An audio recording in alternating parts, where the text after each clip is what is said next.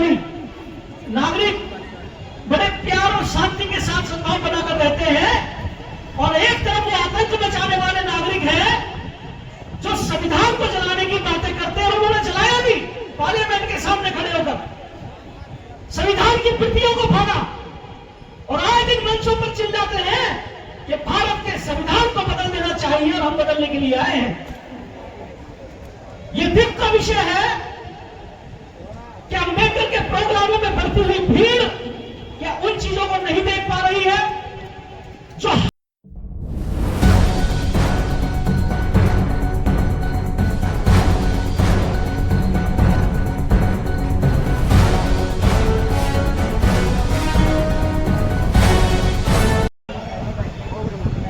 मैं आयोजन समिति का दिल से शुक्रिया अदा करता हूँ, धन्यवाद करता हूँ। तथागत बुद्ध के चरणों में सीधा सुमन करते हुए, बाबा साहब डॉक्टर भीमराव अम्बेडकर जी के चरणों में सीधा सुमन करते हुए इस सभा में उपस्थित समस्त सम्मानजन के योग्य बाबा साहब डॉक्टर भीमराव अम्बेडकर के अनुयायी सभी को जय भीम, जय भीम। जोर से लगाओ एक साथ, थोड़ी आवाज गूंजनी चाहिए ना। हेलो, जय भीम, जय भीम। देखो सबसे बराबर में ये मेले की आवाज है। बहुत अच्छा लगा कि इस बार के जो प्रोग्राम हो रहे हैं पूरे देश के अंदर, उनमें जनता का जो भागीदारी है वो दिन प्रतिदिन बहुत अच्छी तरीके से बढ़ती जा रही है, और लोगों में उत्साह है कि बाबा साहब के प्रोग्रामों में वो ज्यादा से ज्यादा संख्या में शामिल हो रहे हैं। लेकिन एक तरफ तो बढ़ता हुआ जन सैलाब है और दूसरी तरफ चलती हुई गोलियां हैं। अभी 14 अप्रैल को इटावा में बाबा साहब डॉक्टर भीमराव अम्बेडकर जी के जन्मोत्सव पर एक रैली का आयोजन किया गया। ना जाने उस रैली को देखकर एक अपराधी के मन में क्या समझ आई, उसके दिमाग में क्या कीड़ा उठा, क्या अपराध की छवि बनी कि जो लोग रैली को लेकर जा रहे थे जय भीम के नारों से गूंजते हुए, उसने निकलकर अपने घर में से उस रैली में चल रहे युवा साथी को गोली मार दी, और उसका आज भी इलाज आगरा में हॉस्पिटल में चल रहा है। एक तरफ तो भारत के अंदर डॉक्टर भीमराव अम्बेडकर और संविधान को मानने वाली सम्मानित और न्याय के साथ शांति प्रिय तरीके से रहने वाली जनता है, जो भारत की ईमानदार और बहुत ही कर्म जुझारू मेहनत करने वाली नागरिक बड़े प्यार और शांति के साथ सद्भाव बनाकर रहते हैं, और एक तरफ वो आतंक मचाने वाले नागरिक हैं जो संविधान को जलाने की बातें करते हैं। और उन्होंने जलाया भी पार्लियामेंट के सामने खड़े होकर, संविधान की प्रतियों को फाड़ा, और आए दिन मंचों पर चिल्लाते हैं कि भारत के संविधान को बदल देना चाहिए और हम बदलने के लिए आए हैं। यह दुख का विषय है कि अंबेडकर के प्रोग्रामों में बढ़ती हुई भीड़ क्या उन चीजों को नहीं देख पा रही है जो हमारे ही द्वारा हमारी वोटों से चुनकर जाते हैं, और हमारे पुरखों ने जो मेहनत मशक्कत कर कर इतनी यात्रा झेल कर ये संविधान हमको दिया, और इस संविधान ने मानव का अधिकार हमको दिया। क्योंकि भारत के संविधान से पहले जितने भी लोग अनुसूचित जाति और अनुसूचित जनजाति में आते हैं, वो चौथे वर्ग के भी नहीं, वो शूद्र भी नहीं है, वो अछूत है।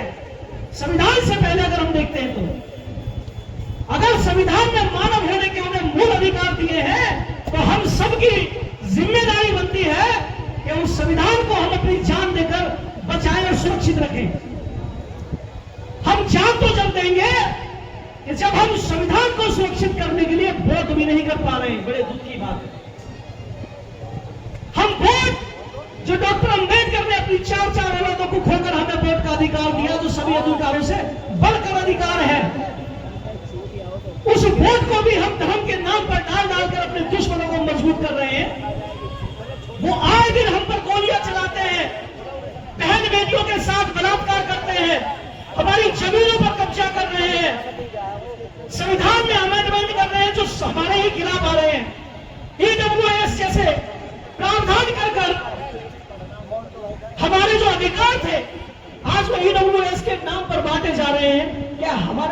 हमारा समाज इन चीजों को देखता नहीं? क्या हम सिर्फ जय जय जय जय जय भीम तक के नारों में सिमट कर रह गए? क्या हम 14 अप्रैल या अप्रैल के महीने में होने वाले प्रोग्रामों में आए, ताली बजाएं, गाने सुने और जाकर सो जाए, सिर्फ यहां तक सीमित होकर रह गए? डॉक्टर अंबेडकर का मिशन तो ये नहीं था। या डॉक्टर अंबेडकर को हम लोग ही नहीं समझना चाहते? मुझे ऐसा लगता है कि जो लोग इस संविधान को मिटाने के लिए काम कर रहे हैं वो बहुत ईमानदारी के साथ अपना काम करते हैं, लेकिन जिन्होंने संविधान को बचाने की कसम खा रखी है वो अपना काम ईमानदारी से नहीं कर पा रहे हैं। कहीं तो गलती हो रही है। संविधान बचेगा वोट से, संविधान बचेगा आपकी एकता से, आपकी अखंडता से, संविधान बचेगा आपके संकल्प से। कि जब चुनाव का समय आता है हम जाति और धर्म के नाम में इस तरीके से बात किए जाते हैं कि हमें ना तो कुछ सुनाई देता, ना कुछ दिखाई देता, ना उस समय बाबा साहब नजर आते और ना उस समय हमें अपने वोट के जो अधिकारों के पीछे की जो कुर्बानियां हैं वो नजर आती।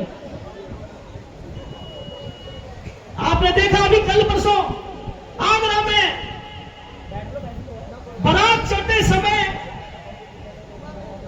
जाटव नाम का गाना चलने के बाद, हालांकि वो बारात जो थी वो वाल्मीकि समाज की थी, लेकिन वो भी तो मेरे भाई है, लेकिन जब जाटव दबंग का गाना चला तो पूरी बारात को पीटा गया। क्यों? जब दूसरी जातियों के नाम से गाने बजते हैं तो हमारे तो किसी भी व्यक्ति ने गोली या डंडे नहीं चलाए।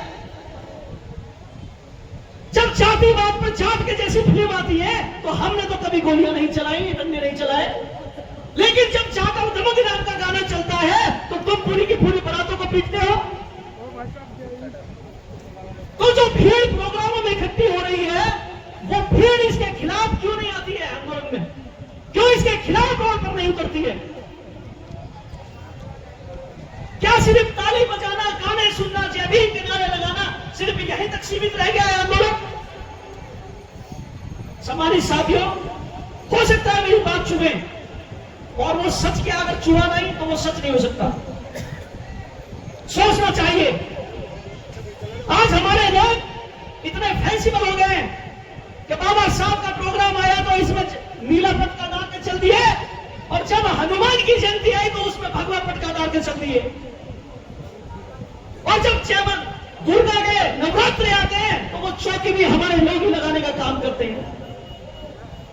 अगर दोगली नीति से काम करोगे, अगर दोनों हाथों में लड्डू लेकर चलोगे तो ना जमीन तुम्हारी रहेगी ना आसमान तुम्हें मिलेगा। आपको एक पक्ष में लेकर काम करना पड़ेगा। तो तुम संविधान और डॉक्टर अंबेडकर की बात करो या जिस व्यवस्था में तुम 1950 से पहले थे उस व्यवस्था में जाने के लिए तुम तैयार हो, दोबारा से तैयार हो जाओ। एहसास तो हो रहा होगा कि उत्तर प्रदेश भारत के सबसे बड़े अनुसूचित जाति, अनुसूचित जनजाति पर होने वाले अत्याचारों में अव्वल नंबर पर चल रहा है। इस बात की खुशी होनी चाहिए बात उत्तर प्रदेश के लोगों को, क्योंकि यहां के लोग सामाजिक मूवमेंट से दूर हो चुके हैं। भारत में अकेला उत्तर प्रदेश ऐसा था कि जिसने संविधान के मूल अधिकारों पर चलने वाली सरकार स्थापित की। 4-4 बार मुख्यमंत्री बनाने वाले योद्धा हैं हम लोग। लेकिन आज ऐसा क्या हो गया कि आज हम पिट रहे हैं और खुद को बचा भी नहीं पा रहे हैं। सबसे ज्यादा अत्याचार पूरे भारत में अगर किसी पे हो जाए तो वो जाटव समाज पर होता है, लेकिन फिर भी हम सबक नहीं ले रहे हैं। हम नहीं समझ पा रहे कि हमें क्या करना है। हम दोहरा चरित्र लेकर कब तक जिएंगे? हो सकता है कि आप या मैं ये संविधान की वजह से कुछ दिन सुरक्षा और सम्मान की जिंदगी जी ले, लेकिन आने वाली नस्लें 1950 वाली स्थिति में चली जाएंगी, गुलाम वाली स्थिति में, क्योंकि ना तो शिक्षा बची है और ना रोजगार बचा है, ना बहन बेटियां घर में सुरक्षित है, ना तुम्हारे पास जमीन कुछ नहीं बचा तुम्हारे पास, सब तुमसे छीना जा रहा है। जब ईडब्ल्यूएस जैसा एक्ट बन रहा था तो कुछ कम लोगों ने यह सलाह दी और ऐसे तर्क दिए जो कुतर्क से बढ़कर नहीं थे। उन्होंने कहा रे ईडब्ल्यूएस क्या है?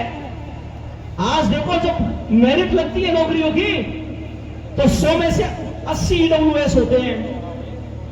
सचिन भाई, 100 में से 80 EWS होते हैं, उनका 8 लाख के बाद गरीब है और ओबीसी का क्रीमिलियर है। तुम्हारा 6 लाख का क्रीमिलियर है, तुम्हें EWS का लाभ नहीं मिलेगा। तुम जर्नल में फाइट करोगे तब भी एसी में डाले जाओगे, कैटेगरी से बाहर नहीं जा सकते। लेकिन वो कैटेगरी से बाहर भी जाएंगे, EWS का उन्हें लाभ भी मिलेगा। वो सारे अधिकारों को पा रहे हैं तुम्हारी गलत नीतियों के कारण, तुम्हारी गलत वोट करने के कारण, तुम्हारी गलत तरीके से तुम मेजोरिटी में ना होने के कारण। तुम भूल चुके हो अपनी ताकत को कि भारत में अकेला उत्तर प्रदेश है, सारे अकेले उत्तर प्रदेश के जाटम शुमार ऐसे हैं कि जिन्होंने बाबा साहब डॉक्टर भीमराव अंबेडकर और भारत के संविधान को सर्वोच्च मानने वाली सरकार 4-4 बार बनाई भारत उत्तर प्रदेश के अंदर। लेकिन आज हम अपनी व्यवस्था के खिलाफ हो चुके हैं। अपने आप को बदलो, अगर अधिकार चाहिए तो खुद को बदलो, अपने अंदर जुनून पैदा करो। जितने मेरे युवा साथी हैं, अगर जब तक तुम्हारे पास काम नहीं है तब तक आंदोलन में शामिल हो जाओ। 8 घंटे नौकरी करने के बाद 2 घंटे 4 घंटे आंदोलन के लिए निकालो। अगर आज तुमने आंदोलन के लिए समय नहीं निकाला तो तुम पछताओगे, रोगे, अपनी हालत के जिम्मेदार होगे और उस समय देर हो चुकी होगी, आपके हाथ में कुछ नहीं होगा। सम्मानित साथियों, मेरी बात इतिहास से नहीं है, आज जो प्रेजेंट में चल रहा है मैंने उस पर बोला है।